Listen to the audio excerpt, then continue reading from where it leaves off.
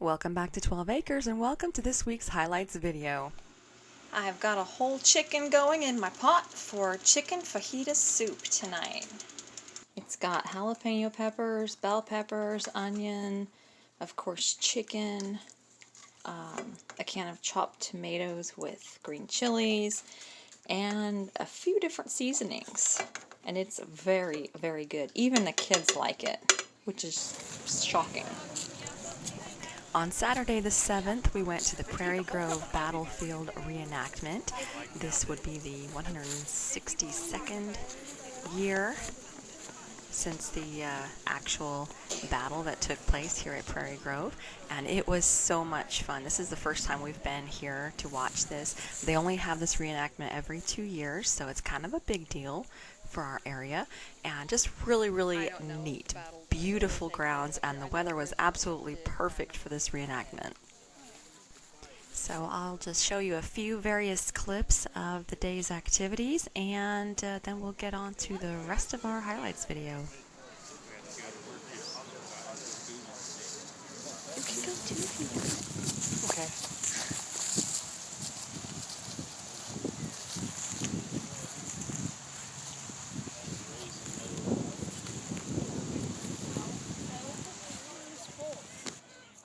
That was a long time ago.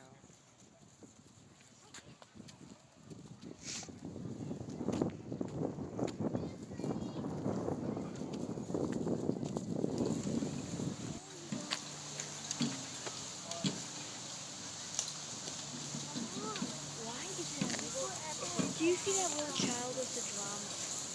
Yeah, I do.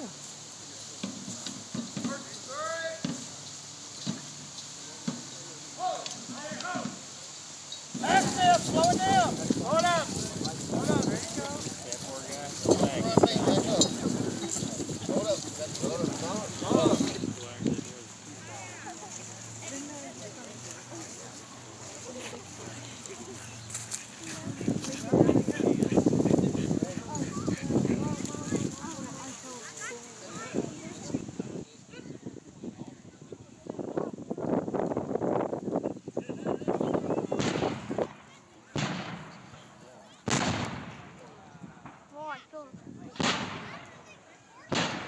Imagine that big old ball. It shoots down so far right in the chest.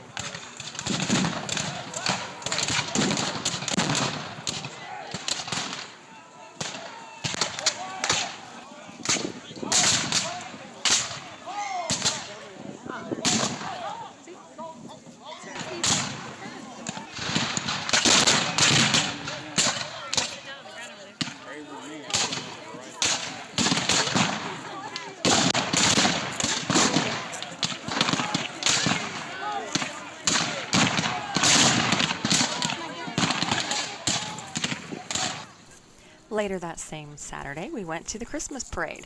Now, this was the parade that the boys were supposed to be a part of. They were going to ride on the float. However, Tim had a couple little small minor twinges of discomfort in his chest and arm, so we opted to just watch the parade in the chance that we would have to leave to take him to the hospital or something. But the feeling subsided after a while, so we watched the parade and then went home.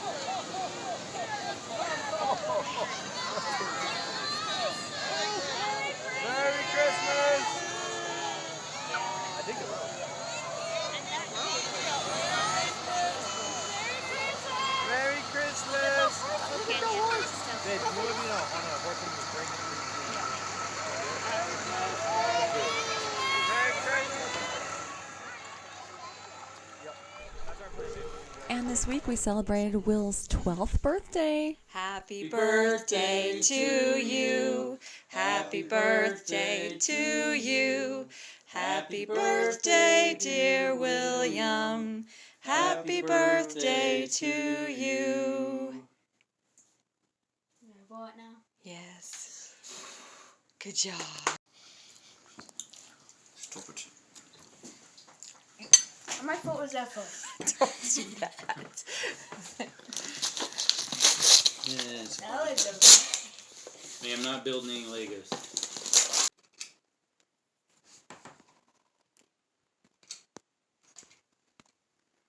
Johnny 5.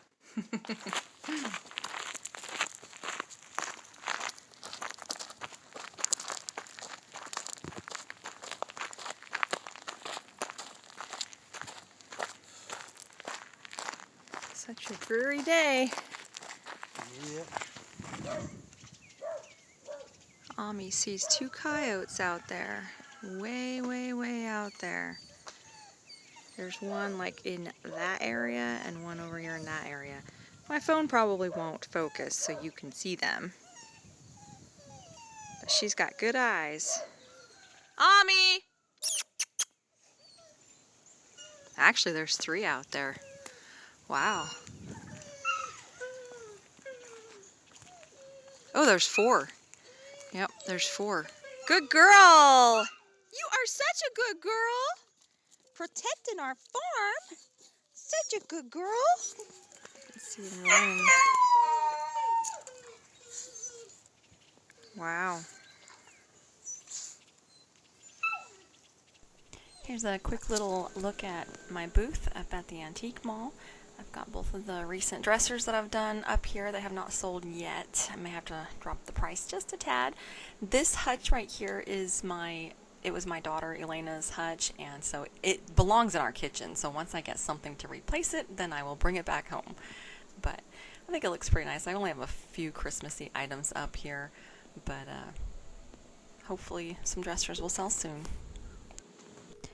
Thursday the 12th, Tim felt actually pretty good at work, though he did a lot of stair climbing on this particular day at work, and he started to have some minor symptoms in his arm and chest and a little bit of tingling in his fingers.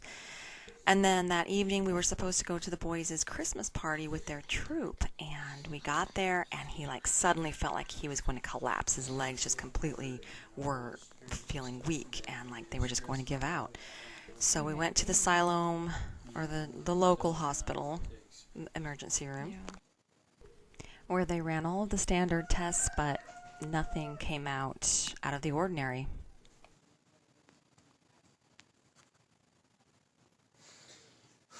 So we're gonna be done with this. I just want somebody to just give me a year to just relax without having to go to the hospital.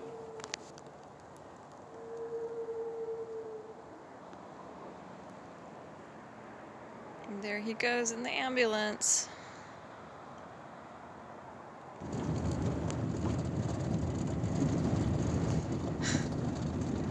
So they just left the hospital in the ambulance with Tim, taking him to Fayetteville, transferring him.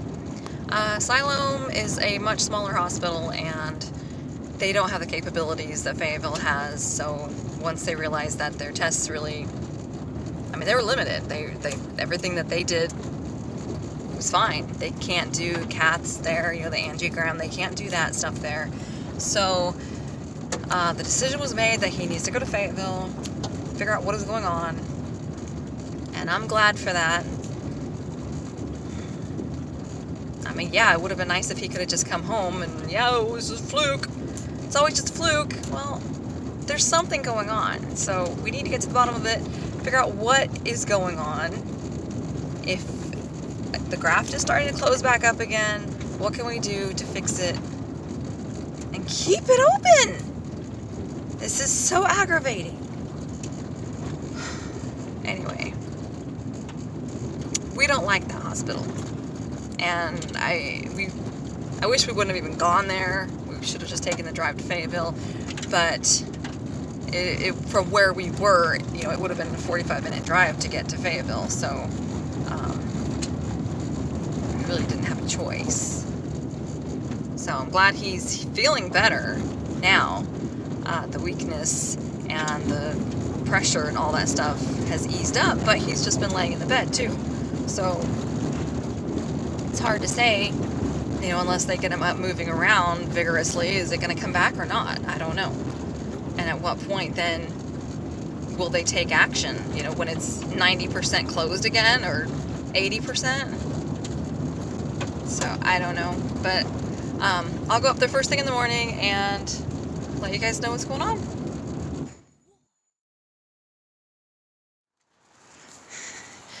Here we are at the hospital again. With drinkable water.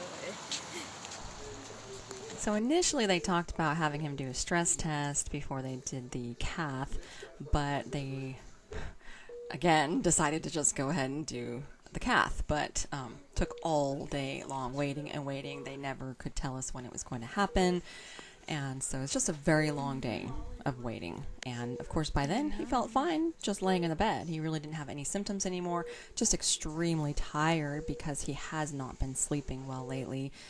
He's been having a lot of sleep apnea episodes during the night, and where he'd wake up with his heart just pounding and over and over and over again all night long. So he has not slept well in recent days, even a couple of weeks, I think.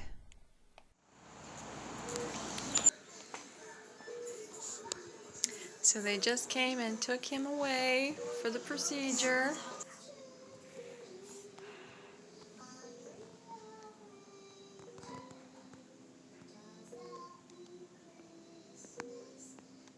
And after about an hour and a half, they brought him back. And what they had found was that the artery graft that has been closing up with scar tissue, the last 2 times he's been hospitalized, was once again closing up, and it was at 70%. So they went in and put another stent in and were able to open it up more fully. Tim will be getting discharged today, but I wanted to just add a little bit of information.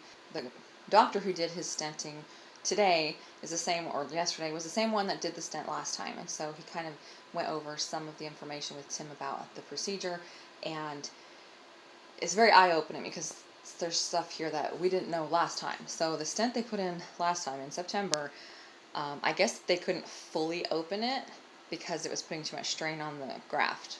So this time they were able to open it more fully with the additional stent, and it looks really good, and it's like wide open, better than it was 3 months ago.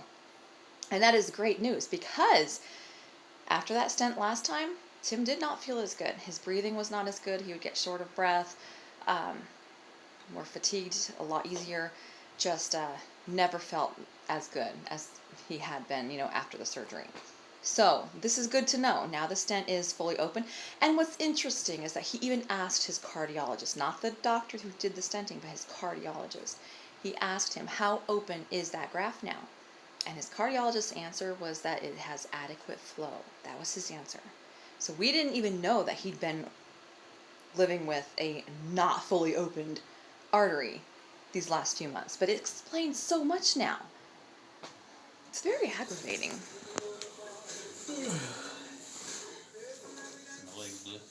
Oh, yeah. Good. Got a big owie right there again. So they go in right there and they run that thing all the way up into my heart. And before discharging him on Saturday, the 14th, they did an echo, which I'm assuming we'll get the results of when he sees his cardiologist in a few days.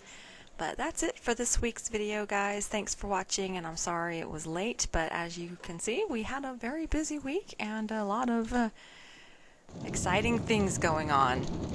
Showing that we're going home. Going home. I don't know where Isaac's back. Ow.